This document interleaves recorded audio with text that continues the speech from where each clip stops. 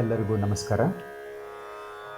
ಇಂದಿನಿಂದ ನಾವು ಭಗವದ್ಗೀತೆಯ 2ನೇ ಅಧ್ಯಾಯದ ಶ್ಲೋಕಗಳನ್ನು ಪಠನೆ ಮಾಡ್ತೇವೆ ಮತ್ತು ಅದರ ಅರ್ಥವನ್ನು ಸಾಧ್ಯವಾದಷ್ಟು ಮಟ್ಟಿಗೆ ನನ್ನ ಶಕ್ತಿ ಮೀರಿ ಪ್ರಯತ್ನ ಮಾಡ್ತೀನಿ ಆ ಅರ್ಥವನ್ನು, ಶ್ಲೋಕದ ಅರ್ಥವನ್ನು ತಿಳಿಸಲಿಕ್ಕೆ. ಅಧ್ಯಾಯ 2ರಲ್ಲಿ ಸುಮಾರು 72 ಶ್ಲೋಕಗಳಿದ್ದಾವೆ. ಈ 2ನೇ ಅಧ್ಯಾಯವನ್ನು ಸಾಂಖ್ಯಯೋಗ ಅಂತೇಳಿ ಸಹ ಕರೀತಾರೆ. ಈ ಮೊದಲನೇ ವಿಡಿಯೋದಲ್ಲಿ ಶ್ಲೋಕ ಸಂಖ್ಯೆ 1ರಿಂದ 5ರವರೆಗಿನ ಪಠಣವನ್ನು ಮಾಡಿಬಿಟ್ಟು ಆನಂತರ ಆ ಶ್ಲೋಕಗಳ ಅರ್ಥವನ್ನು ನಾನು ತಿಳಿಸ್ತಾ ಹೋಗ್ತೇನೆ. ಓಂ ಶ್ರೀ ಪರಮಾತ್ಮನೇ ನಮಃ. ಅಥ ದ್ವಿತೀಯೋಧ್ಯಾಯಃ ಸಾಂಖ್ಯಯೋಗಃ. ಸಂಜಯ ಉವಾಚ ತಂ ತಥಾ ಕೃಪಯಾವಿಷ್ಟಂ ಅಶ್ರುಪೂರ್ಣಾಕುಲೇಕ್ಷಣಂ ವಿಷೀದಂತಮಿದಂ ವಾಕ್ಯಂ ಉವಾಚ ಮಧುಸೂದನಃ. ಶ್ರೀಭಗವಾನುವಾಚ ಕುತಸ್ತ್ವಾಕಶ್ಮಲಮಿದಂ ವಿಷಮೇ ಸಮುಪಸ್ಥಿತಂ ಅನಾರ್ಯಜುಷ್ಟಮಸ್ವರ್ಗ್ಯಂ ಅಕೀರ್ತಿಕರಮರ್ಜುನ. ಕ್ಲೈಬ್ಯಂ ಮಾಸ್ಮಗಮಃ ಪಾರ್ಥ ನೈತತ್ವಯ್ಯುಪಪದ್ಯತೆ. ಕ್ಷುದ್ರಂ ಹೃದಯ ದೌರ್ಬಲ್ಯಂ ತ್ಯಕ್ತ್ವೋತ್ತಿಷ್ಠ ಪರಂತಪ. ಅರ್ಜುನ ಉವಾಚ ಕಥಂ ಭೀಷ್ಮಮಹಂ ಸಂಖ್ಯೇ ದ್ರೋಣಂಚ ಮಧುಸೂದನ. ಇಷುಭಿಃ ಪ್ರತಿಯೋತ್ಸ್ಯಾಮಿ ಪೂಜಾರ್ಹಾವರಿಸೂದನ. ಗುರೂನ್ ಹತ್ವಾ ಹಿ ಮಹಾನುಭಾವಾನ್ ಶ್ರೇಯೋ ಭೋಕ್ತುಂ ಭೈಕ್ಷಮಪೀಹ ಲೋಕೆ. ಹತ್ವಾರ್ಥಕಾಮಾನ್ಸ್ತು ಗುರೂನಿಹೈವ ಭುಂಜೀಯ ಭೋಗಾನ್ ರುದಿರ ಪ್ರದಿಗ್ಧಾನ್. ಮುಂದುವರೆದು ನಾವು ಈ ಶ್ಲೋಕಗಳ ಅರ್ಥವನ್ನು ನೋಡೋಣ.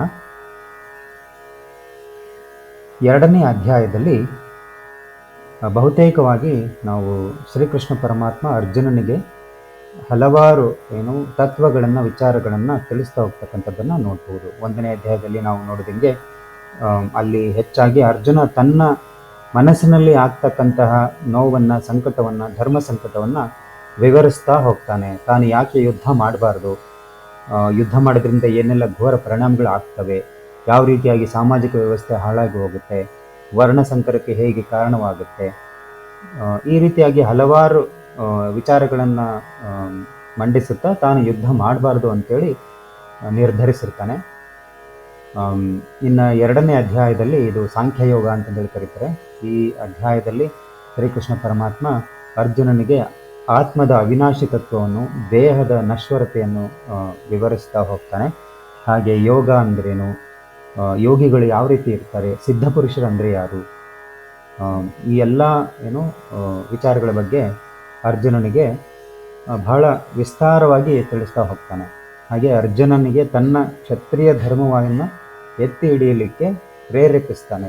ಕ್ಷತ್ರಿಯ ಧರ್ಮದಲ್ಲಿ ಹುಟ್ಟಿ ಬಂದಿರತಕ್ಕಂಥ ಅರ್ಜುನ ತಾನು ಸಮಾಜದಲ್ಲಿ ಧರ್ಮದ ಸಂಸ್ಥಾಪನೆಯನ್ನು ಮತ್ತು ಧರ್ಮವನ್ನು ಕಾಪಾಡಲಿಕ್ಕೋಸ್ಕರ ಹೋರಾಟ ಮಾಡಬೇಕಾಗುತ್ತೆ. ಎಲ್ಲಿ ದುಷ್ಟತನ ಇರುತ್ತೋ ಅವರನ್ನು ಶಿಕ್ಷಿಸಿ ಶಿಷ್ಟರನ್ನು ರಕ್ಷಿಸಬೇಕಾಗಿರುತ್ತೆ. ಇದು ಕ್ಷತ್ರಿಯರಿಗೆ ಪರಂಪರೆಯಿಂದ ಬಂದಿರತಕ್ಕಂತಹ ಒಂದು ಕರ್ತವ್ಯ. ಅವರು ಕ್ಷತ್ರಿಯರಾಗಿರೋದ್ರಿಂದ ಅದು ಅವರ ಧರ್ಮ, ಅದನ್ನು ಅವರು ಎತ್ತಿ ಹಿಡಿಬೇಕಾಗುತ್ತೆ. ಅದ್ರ ಬಗ್ಗೆ ಎಚ್ಚರಿಸ್ತಾನೆ. ಹಾಗೆ ತನ್ನ ಕ್ಷತ್ರಿಯ ಧರ್ಮವನ್ನು ಪಾಲನೆ ಮಾಡಬೇಕು ಅನ್ನೋದ್ರ ಬಗ್ಗೆ ಅರ್ಜುನನಿಗೆ ಸೂಚ್ಯವಾಗಿ ತಿಳಿಸ್ತಾನೆ. ಜೊತೆಗೆ ಆ ರೀತಿ ಮಾಡದೇ ಇದ್ದರೆ ತನಗೆ ಏನೆಲ್ಲ ಆಗುತ್ತೆ, ಯಾವ ರೀತಿ ಅಪಕೀರ್ತಿ ಬರುತ್ತೆ, ಅಪಮಾನವಾಗುತ್ತೆ ಅರ್ಜುನನಿಗೆ ಈ ಲೌಕಿಕ ಜಗತ್ತಿನಲ್ಲಿ ಅನ್ನೋದನ್ನು ಸಹ, ಯಾವ ರೀತಿಯಾಗಿ ಅರ್ಜುನ ಒಂದು ಕೆಟ್ಟ ಉದಾಹರಣೆಯಾಗಿ ಮುಂದಿನ ಜನಾಂಗಗಳಿಗೆ ತಲೆಮಾರು ಕಳೆದರೂ ಸಹ ಆ ಅಪಕೀರ್ತಿ ಆತನಿಗೆ ಹೋಗೋದಿಲ್ಲ ಅನ್ನೋದನ್ನು ಬಹಳ ವಿಸ್ತಾರವಾಗಿ ತಿಳಿಸ್ತಾ ಹೋಗ್ತಾನೆ. ಮುಂದಿನ ವಿಡಿಯೋಗಳಲ್ಲಿ ನಾವು ಹಂತ ಹಂತವಾಗಿ ಇವೆಲ್ಲ ವಿಚಾರಗಳನ್ನು ತಿಳಿದುಕೊಳ್ಳೋಣ. ಈಗ ಮೊದಲನೇ ಶ್ಲೋಕದ ಅರ್ಥವನ್ನು ನೋಡೋಣ. ಈ ಅಧ್ಯಾಯದ ಪ್ರಾರಂಭದಲ್ಲಿ ಮೊದಲಿಗೆ ಸಂಜಯ ಹೇಳ್ತಾನೆ. ಏನಂತ ಹೇಳ್ತಾನೆ? ಸಂಜಯ ಉವಾಚ ತಂ ತಥಾ ಕೃಪಯಾವಿಷ್ಟಂ ಅಶ್ರುಪೂರ್ಣಾಕುಲೇಕ್ಷಣಂ ವಿಷೀದಂತಮಿದಂ ವಾಕ್ಯಂ ಉವಾಚ ಮಧುಸೂದನಃ.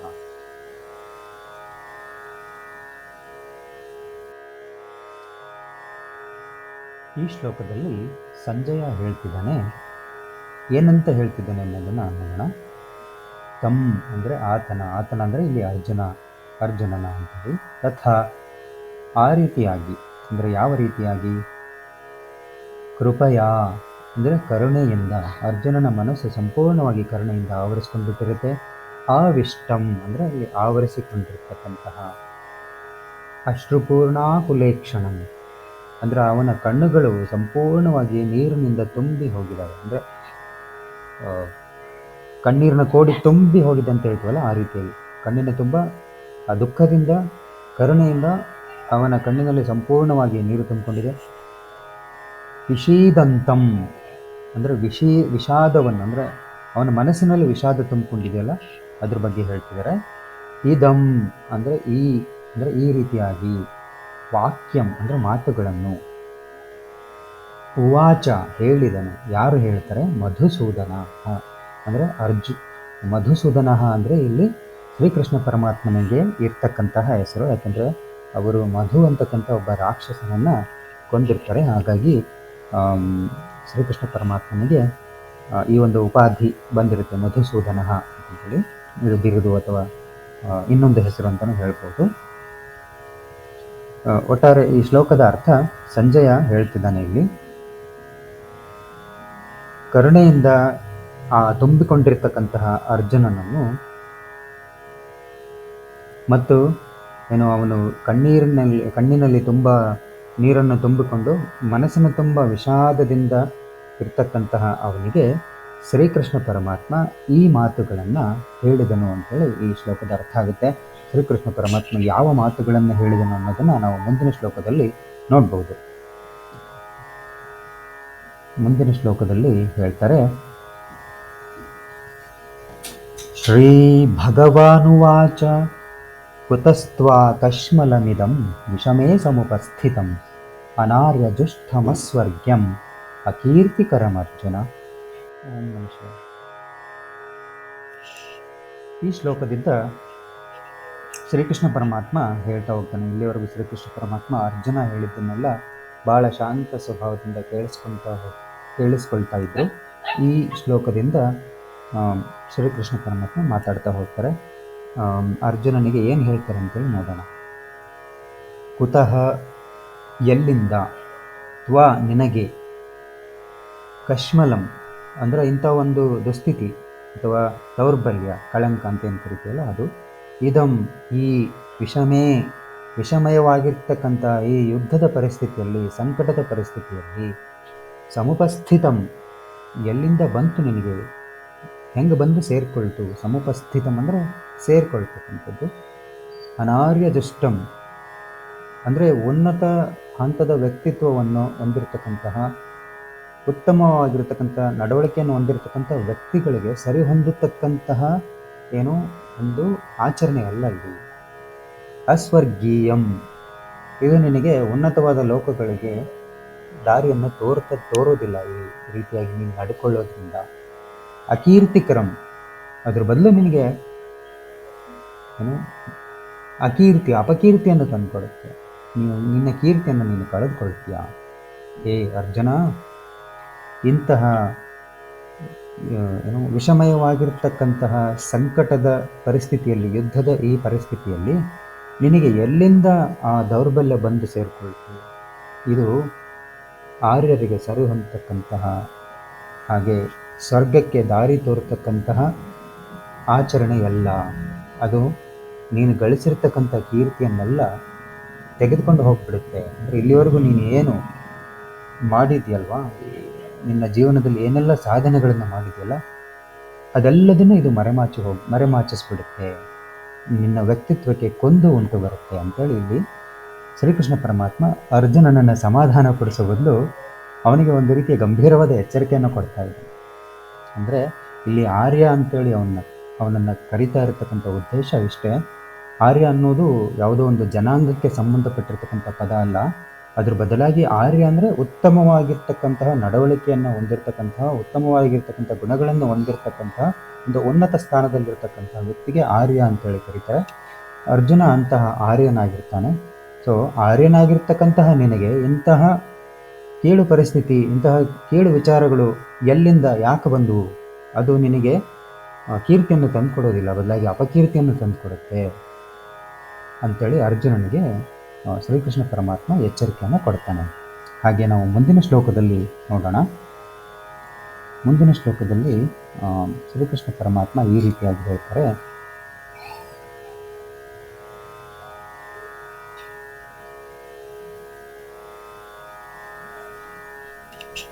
ಕ್ಲೈಬ್ಯಂ ಮಾ ಸ್ಮಗಮಃ ಪಾರ್ಥ ನೈತತ್ವೈಯುಪಪದ್ಯತೆ ಕ್ಷುದ್ರಂ ಹೃದಯ ದೌರ್ಬಲ್ಯಂ ತ್ಯಕ್ತೋತ್ತಿಷ್ಠ ಪರಂತಪ.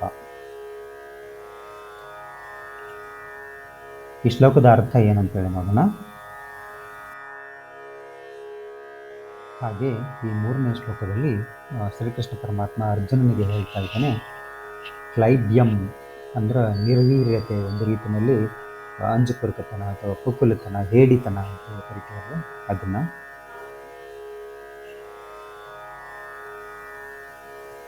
ಮಾ ಸ್ಮ ಗಮ ಅಂದರೆ ಅದಕ್ಕೆ ಈಡಾಗಬಾರ್ದು. ಮಾ ಅಂದ್ರೆ ಬೇಡ ಅಂತೇಳಿ ಅರ್ಥ ಆಗ್ತಿ. ಅದಕ್ಕೆ ಈಡಾಗಬೇಡ ಅಂದರೆ ಈ ನಿರ್ವೀರ್ಯತೆಗೆ ನೀನು ಬಲಿಯಾಗಬೇಡ ಅಂತೇಳಿ ಹೇಳ್ತಾ ಇದ್ದಾನೆ ಶ್ರೀಕೃಷ್ಣ ಪರಮಾತ್ಮ ಇಲ್ಲಿ. ಪಾರ್ಥ ಅಂದರೆ ಪ್ರಥಳ ಮಗನಾಗಿರ್ತಕ್ಕಂತಹ ನೀನು ಪಾರ್ಥ ಅಂತೇಳಿ ಆತನಿಗೆ ತನ್ನ ಹುಟ್ಟನ್ನು ಅಂದರೆ ತನ್ನ ತಾಯಿಯ ಬಗ್ಗೆ ಎಚ್ಚರಿಕೆಯನ್ನು ಕೊಡ್ತಾನೆ. ಇಲ್ಲಿ ಕುಂತಿಗೆ ಅದು ಪ್ರೇತ ಅಂತಕ್ಕಂಥದ್ದು ಇನ್ನೊಂದು ಹೆಸರಿರುತ್ತೆ. ಹಾಗಾಗಿ ಪ್ರೇತಳ ಮಗನಿಗೆ ಪಾರ್ಥ ಅಂತೇಳಿ ಕರೀತಾ ಇರ್ತಾರೆ. ಕುಂತಿದೇವಿ ಅರ್ಜುನನನ್ನು ಅಥವಾ ಇಂದ್ರನು ಕೊಟ್ಟಿರ್ತಕ್ಕಂಥ ವರದ ಮುಖಾಂತರ ಅರ್ಜುನನನ್ನು ಪಡೆದಿರ್ತಾಳೆ. ಹಾಗಾಗಿ ಅವನು ಇಂದ್ರನ ವರಪ್ರಸಾದವಾಗಿರ್ತಾನೆ ಅರ್ಜುನ. ಇಂದ್ರನಲ್ಲಿರ್ತಕ್ಕಂಥ ಶಕ್ತಿ, ಸಾಮರ್ಥ್ಯ, ಧೈರ್ಯಗಳೆಲ್ಲ ಅರ್ಜುನನಲ್ಲಿ ಸಹ ಸ್ವಭಾವತಃ ಜನ್ಮತಃ ಬಂದಿರ್ತವೆ. ಹಾಗೆ ಮುಂದುವರೆದು ನ ಅಂದರೆ ಇಲ್ಲ ಅಂತೇಳಿ ಅರ್ಥ. ಏತತ್ ಅಂದರೆ ಇದು ಯಾವುದು ಅಂತಂದೇಳಿ ನೋಡೋಣ. ತ್ವಯಿ ಅಂದರೆ ನಿನಗೆ, ಅಂದರೆ ಇಂತಹ ದೌರ್ಬಲ್ಯ ನಿನಗೆ ಸರಿ ಹೊಂದೋದಿಲ್ಲ. ಉಪಪದ್ಯತೆ ಅಂದರೆ ನಿನ್ನಂತಹ ವ್ಯಕ್ತಿಗೆ ಅದು ಸರಿ ಹೊಂದತಕ್ಕಂಥ ಒಂದು ನಡವಳಿಕೆ ಅಲ್ಲ ಅಂತೇಳಿ ಹೇಳ್ತಾನೆ. ಕ್ಷುದ್ರಂ ಅಂದರೆ ಬಹಳ ಚಿಕ್ಕದು ಅಂತ ಹೇಳಿ ಕರಿತೀವಲ್ಲ, ತುಂಬ ಏನು ಒಂದು ಸಣ್ಣತನ ಅಂತ ಹೇಳ್ತೀವಲ್ಲ, ಅದನ್ನು ಕ್ಷುದ್ರಂ ಅಂತ ಹೇಳ್ಬೋದು. ಅದು ತುಂಬ ಸಣ್ಣತನವನ್ನು ತೋರಿಸುತ್ತೆ. ಇದು ನಿನ್ನಂಥವ್ರಿಗೆ ಸರಿ ಹೊಂದೋದಿಲ್ಲ. ಕ್ಷುದ್ರಂ ಹೃದಯ ದೌರ್ಬಲ್ಯಂ, ನಿನ್ನ ಮನಸ್ಸಿನಲ್ಲಿ ಉಂಟಾಗಿರ್ತಕ್ಕಂಥ ಈ ದೌರ್ಬಲ್ಯ ಏನಿದೆಯಲ್ವಾ, ಅದು ಬಹಳ ಏನು ಸಣ್ಣದಾಗಿರ್ತಕ್ಕಂಥದ್ದು ಅಥವಾ ಸಣ್ಣತನವನ್ನು ತೋರಿಸ್ತಕ್ಕಂಥದ್ದು. ತ್ಯಕ್ತ್ವ ಅದನ್ನು ಬಿಟ್ಟು ಬಿಡು, ನೀನು ತ್ಯಜಿಸಿ ಬಿಡು. ಉತ್ತಿಷ್ಠ ಅರೈಸ್, ಮೇಲೇಳು, ಎದ್ದೇಳು ಅಂತೇಳಿ ಹೇಳ್ತಾರೆ. ಪರಂತಪ, ಪರಂತಪ ಅಂದರೆ ಅರ್ಜುನನಿಗೆ ಇರ್ತಕ್ಕಂಥ ಇನ್ನೊಂದು ಹೆಸರು. ಅಂದರೆ ಪರಂ ಅಂದರೆ ಇಲ್ಲಿ ಶತ್ರುಗಳು ಅಂತೇಳಿ, ತಪ ಅಂದ್ರೆ ಅವರನ್ನು ಗೆಲ್ತಕ್ಕಂಥದ್ದು, ಅಂದರೆ ಶತ್ರುಗಳನ್ನು ಜಯಿಸ್ತಕ್ಕಂಥದ್ದು, ಶತ್ರುಂಜಯ ಅಂತೇಳಿ ಕರೀತಾರೆ.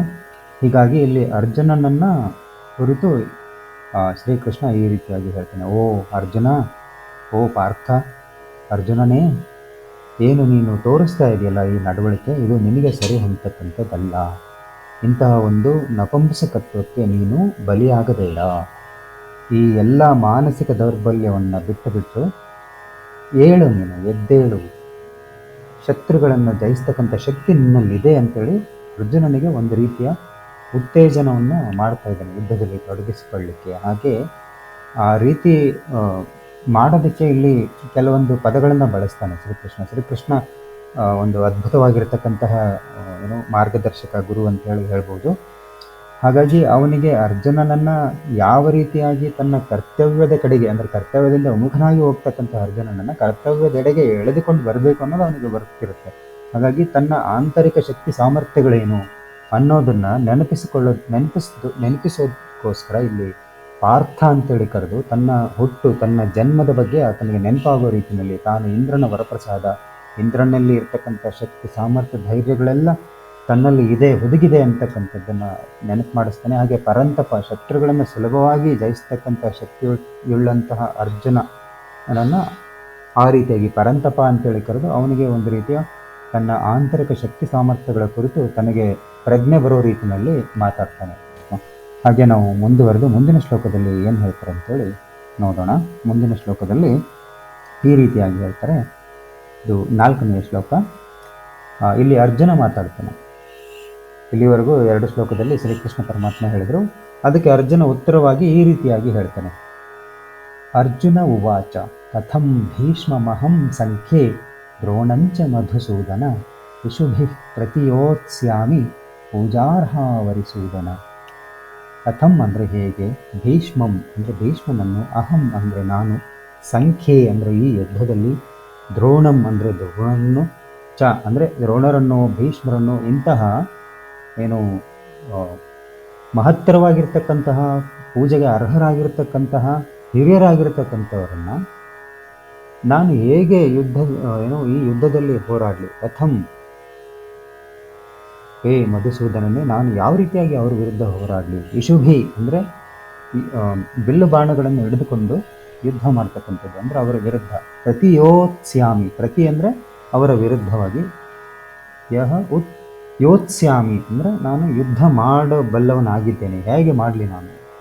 ಪೂಜಾರ್ಹಾವರಿಸೂದನ, ಅವರು ಪೂಜೆಗೆ ಅರ್ಹರಾಗಿರ್ತಕ್ಕಂಥವರು, ನಮ್ಮ ಕುಲಕ್ಕೆ ಹಿರಿಯರಾಗಿರ್ತಕ್ಕಂಥವರು, ಇಂಥವರನ್ನು ನಾನು ಯುದ್ಧದಲ್ಲಿ ಹೇಗೆ ಎದುರಿಸಲಿ ಅಂಥೇಳಿ ತನ್ನ ಮಾನಸಿಕ ಸಂಕಟವನ್ನು ಮತ್ತೊಮ್ಮೆ ಶ್ರೀಕೃಷ್ಣ ಪರಮಾತ್ಮನಲ್ಲಿ ಹೇಳ್ಕೊಂಡ್ಬಿಟ್ಟು ಮುಂದಿನ ಶ್ಲೋಕ ಮುಂದುವರೆದು ಇನ್ನು ಕೆಲವೊಂದು ಭಾವನೆಗಳನ್ನು ತನ್ನ 1ನೇ ಅಧ್ಯಾಯದಲ್ಲಿ ಏನೆಲ್ಲ ಹೇಳಿದ್ನಲ್ವ ಅದಕ್ಕೆ ಮುಂದುವರಿದ ಭಾಗವಾಗಿ ಇನ್ನು ತಾನು ಯುದ್ಧಕ್ಕೆ ತಯಾರಾಗಿಲ್ಲ ಅಂಥೇಳಿ ಮತ್ತೆ ಕೆಲವಾರು ಕಾರಣಗಳನ್ನು ಕೊಡ್ತಾನೆ.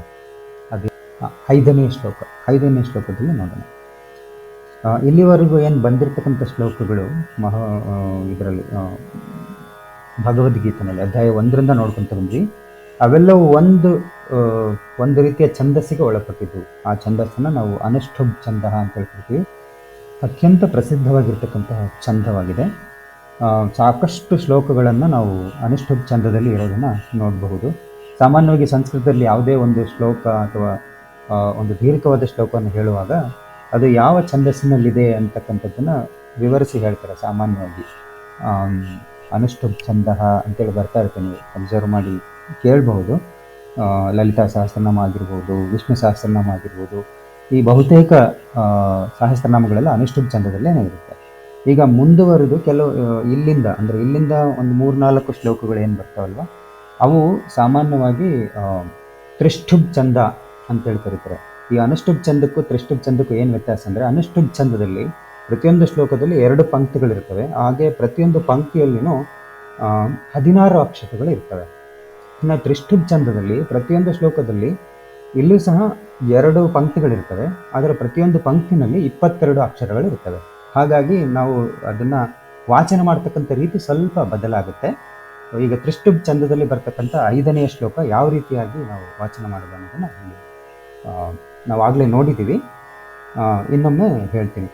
ಗುರುನ ಹತ್ವಾ ಹಿ ಮಹಾನುಭಾವಾನ್ ಶ್ರೇಯೋ ಭೋಕ್ತುಂ ಭೈಕ್ಷಮಪೀಹ ಲೋಕೆ ಹತ್ವಾರ್ಥಕಾಮಾನ್ಸ್ತು ಗುರುನಿಹೈವ ಭುಂಜೀಯ ಭೋಗಾನ್ ರುಧಿರ ಪ್ರದಿಗ್ಧಾನ್.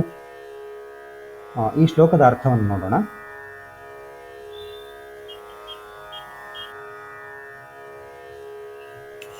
ಈ ಶ್ಲೋಕದ ಅರ್ಥ ಈ ರೀತಿಯಾಗಿದೆ. ಗುರೂನ್ ಅಂದರೆ ಗುರುಗಳನ್ನು ಅಂತ, ಅಹತ್ವ ಹತ್ಯೆ ಮಾಡದೆ, ಹಿ ಅಂದರೆ ಖಂಡಿತವಾಗಿಯೂ, ಮಹಾನುಭಾವಾನ್ ಅಂದರೆ ಅವರು ಬಹಳ ಶ್ರೇಷ್ಠವಾಗಿರ್ತಕ್ಕಂತಹ ವ್ಯಕ್ತಿಗಳು, ಮಹಾನುಭಾವರಾಗಿದ್ದಾರೆ. ಮಹಾನುಭಾವರಾಗಿರ್ತಕ್ಕಂತಹ ಗುರುಗಳನ್ನು ಖಂಡಿತವಾಗಿಯೂ ಹತ್ಯೆ ಮಾಡದೆ, ಶ್ರೇಯೋ ಅಂದ್ರೆ ಒಳಿತು. ಯಾವುದು ಒಳಿತು? ಭೋಕ್ತುಂ ಅಂದ್ರೆ ಅನುಭವಿಸ್ತಕ್ಕಂಥದ್ದು. ಏನನ್ನು ಅನುಭವಿಸ್ತಕ್ಕಂಥದ್ದು? ಭೈಕ್ಷಂ ಅಂದರೆ ಭಿಕ್ಷೆಯನ್ನು, ಅಪಿ ಕೂಡ ಅಂತ ಅರ್ಥ ಆಗ್ತದೆ. ಲೋಕೆ ಇಹ ಲೋಕೆ ಅಂದರೆ ಈ ಲೋಕದಲ್ಲಿ, ಹತ್ವಾರ್ಥ ಅಂದರೆ ಕೊಂದು ಅದರಿಂದ ಬರ್ತಕ್ಕಂಥ ಏನು ಗಳಿಕೆ ಇದೆ ಅಲ್ವಾ, ದೇಶ ಆಗಿರ್ಬೋದು, ರಾಜ್ಯ ಆಗಿರ್ಬೋದು, ನೆಲ ಆಗಿರ್ಬೋದು, ಸಂಪತ್ತಾಗಿರ್ಬೋದು, ಏನೇ ಆಗಿರಬಹುದು, ಅದು ಕಾಮಾನ್ಸ್ತು ನಾವು ಏನು ಆಸೆ ಪಡ್ತೀವಲ್ವ ಅದು. ತು ಅಂದರೆ ಒಂದು ವೇಳೆ ಅಂತಂದರೆ ಅರ್ಥ ಆಗುತ್ತೆ. ಗುರೂನ್ ಅಂದರೆ ಮತ್ತೆ ಗುರುಗಳನ್ನು ಅಂತ ಅರ್ಥ. ಇಹ ಈ ಲೋಕದಲ್ಲಿ, ಏವ ಖಂಡಿತವಾಗಿಯೂ, ಭುಂಜೀಯ ಅಂದರೆ ಆನಂದಿಸ್ತಕ್ಕಂಥದ್ದು ಮತ್ತು ಅನುಭೋಗಿಸ್ತಕ್ಕಂಥದ್ದು. ಭೋಗಾನ್ ಅಂದರೆ ನಾವು ಆ ಗುರುಗಳನ್ನೆಲ್ಲ ಹತ್ಯೆ ಮಾಡಿ, ಹಿರಿಯರನ್ನು ಈ ಯುದ್ಧದಲ್ಲಿ ಹತ್ಯೆ ಮಾಡಿ ಅದರಿಂದ ಬರ್ತಕ್ಕಂತಹ ರಾಜ್ಯವನ್ನು, ಸಂಪತ್ತನ್ನು, ಅದನ್ನೆಲ್ಲ ಭೋಗಾನ್ ಅಂದರೆ ಆನಂದವನ್ನು, ರುಧಿರ ಅಂದರೆ ರಕ್ತ ಅಂತೇಳಿ ಅರ್ಥ. ಅಂದರೆ ಪ್ರದಿಗ್ಧಾನ್ ಅಂದರೆ ಈ ಏನು ನಾವೆಲ್ಲ ಗಳಿಸ್ತೀವಲ್ಲ ಈ ಸಂಪತ್ತೆಲ್ಲ ಹಿರಿಯರ ಮತ್ತು ಗುರುಗಳ ರಕ್ತದಿಂದ ತೊಯ್ದು ಹೋಗಿರುತ್ತೆ, ಕಳಂಕಿತವಾಗಿರುತ್ತೆ. ಒಟ್ಟಾರೆಯಾಗಿ ಈ ಶ್ಲೋಕದ ಅರ್ಥ ಈ ರೀತಿಯಾಗಿದೆ. ಅರ್ಜುನ ಹೇಳ್ತಾನೆ, ಮಹಾನುಭಾವರಾಗಿರ್ತಕ್ಕಂತಹ, ಗುರುಗಳಾಗಿರ್ತಕ್ಕಂತಹ, ಹಿರಿಯರಾಗಿರ್ತಕ್ಕಂತಹ ಎಲ್ಲರನ್ನು ಈ ಯುದ್ಧದಲ್ಲಿ ಕೊಂದು ಅವರ ರಕ್ತದಿಂದ ಏನು ಕಳಂಕಿತವಾಗಿರ್ತಕ್ಕಂತಹ ಈ ರಾಜ್ಯಭೋಗ ಸುಖ ಸಂಪತ್ತುಗಳನ್ನೆಲ್ಲ ಅನುಭವಿಸುವುದಕ್ಕಿಂತಲೂ ನಾನು ಭಿಕ್ಷೆ ಮಾಡಿ ಈ ಜಗತ್ತಿನಲ್ಲಿ ಜೀವನ ಮಾಡತಕ್ಕಂಥದ್ದೇ ಒಳ್ಳೆಯದು ಅಂತೇಳಿ ಭಾವಿಸ್ತೀನಿ. ಹಾಗಾಗಿ ನಾನು ಈ ಯುದ್ಧದಲ್ಲಿ ಪಾಲ್ಗೊಳ್ಳಲಿಕ್ಕೆ ಇಚ್ಛೆ ಪಡೋದಿಲ್ಲ ಅಂತೇಳಿ ಅರ್ಜುನ ಹೇಳ್ತಾನೆ. ಅಂದರೆ ಒಂದು ವೇಳೆ ಈ ಯುದ್ಧದಲ್ಲಿ ತಾನು ಗೆಲ್ಲಬೇಕಾಗಿತ್ತು ಅಂದರೆ ಅವರೆಲ್ಲರನ್ನೂ ಕೊಲ್ಲಲೇಬೇಕಾಗುತ್ತೆ. ಸೊ ಈ ರೀತಿಯಾಗಿ ತಮ್ಮದೇ ಬಂಧುಗಳನ್ನು, ಬಾಂಧವರನ್ನು, ಹಿರಿಯರನ್ನು, ಗುರುಗಳನ್ನು, ಇಂಥವರೆಲ್ಲರನ್ನ ಕೊಂದುಬಿಟ್ಟು ಅದರಿಂದ ಏನು ತನಗೆ ಸಿಗ್ತಕ್ಕಂತಹ ರಾಜ್ಯದ ಸಂಪತ್ತು ಯಾವುದು, ಅವರೆಲ್ಲರ ರಕ್ತದಿಂದ ತೊಯ್ದು ಕಳಂಕಿತವಾಗಿರ್ತಕ್ಕಂಥ ಸಂಪತ್ತನ್ನು ತಾನು ಹೇಗೆ ಅನುಭವಿಸಲಿಕ್ಕೆ ಸಾಧ್ಯವಾಗುತ್ತೆ? ತನ್ನ ಅಂತಃಪ್ರಜ್ಞೆ ಅಂತಕ್ಕಂಥದ್ದು ಅದು ಅವನಿಗೆ ಬಿಡೋದಿಲ್ಲ. ಅವನಿಗೊಂದು ರೀತಿಯ ಪಾಪ ಪ್ರಜ್ಞೆ ಕಾಡ್ತಾ ಇರುತ್ತೆ. ಹಾಗಾಗಿ ನಾನು ಅದನ್ನು ಮಾಡೋದಿಲ್ಲ, ಆ ರೀತಿಯಾಗಿ ಮಾಡೋದಿಲ್ಲ ಅಂಥೇಳಿ ಹೇಳ್ತಾನೆ. ನನಗೆ ಅದು ಇಷ್ಟ ಇಲ್ಲ ಅಂಥೇಳಿ ಇಲ್ಲಿ ಶ್ರೀಕೃಷ್ಣ ಪರಮಾತ್ಮನಿಗೆ ತಾನು ಯಾಕೆ ಯುದ್ಧ ಮಾಡೋಕ್ಕೆ ಒಪ್ಪೋದಿಲ್ಲ ಅಂತಕ್ಕಂಥದ್ದು ಮತ್ತೊಂದು ವಿಚಾರವನ್ನು ಈ 5ನೇ ಶ್ಲೋಕದಲ್ಲಿ ಹೇಳ್ತಾನೆ. ಹಾಗೆ ಇನ್ನೂ ಕೆಲವಾರು ವಿಚಾರಗಳನ್ನು ಮುಂದಿನ ಶ್ಲೋಕಗಳಲ್ಲಿ ಹೇಳ್ತಾನೆ. ಅದನ್ನು ನಾವು ಮುಂದೆ ನೋಡ್ಕೊಳ್ತಾ ಹೋಗೋಣ. ಇಲ್ಲಿಯವರೆಗೂ ಈ ಶ್ಲೋಕಗಳನ್ನು ಮತ್ತು ಅದರ ಅರ್ಥವನ್ನು ಕೇಳಿ ಆನಂದಿಸಿದ್ದಕ್ಕೆ ತಮ್ಮೆಲ್ಲರಿಗೂ ಧನ್ಯವಾದಗಳು. ನನ್ನ ಈ ಬಯಲುಸಿರಿ ಚಾನಲನ್ನು ನೀವಿನ್ನೂ ಸಬ್ಸ್ಕ್ರೈಬ್ ಮಾಡ್ಕೊಂಡಿಲ್ಲ ಅಂದರೆ ಸಬ್ಸ್ಕ್ರೈಬ್ ಮಾಡ್ಕೊಳ್ಳಿ ಮತ್ತು ಮಾಡಿಸಿ ಅಂತೇಳಿ ಕೇಳ್ಕೊಳ್ತೇನೆ. ತಮ್ಮೆಲ್ಲರಿಗೂ ಧನ್ಯವಾದಗಳು.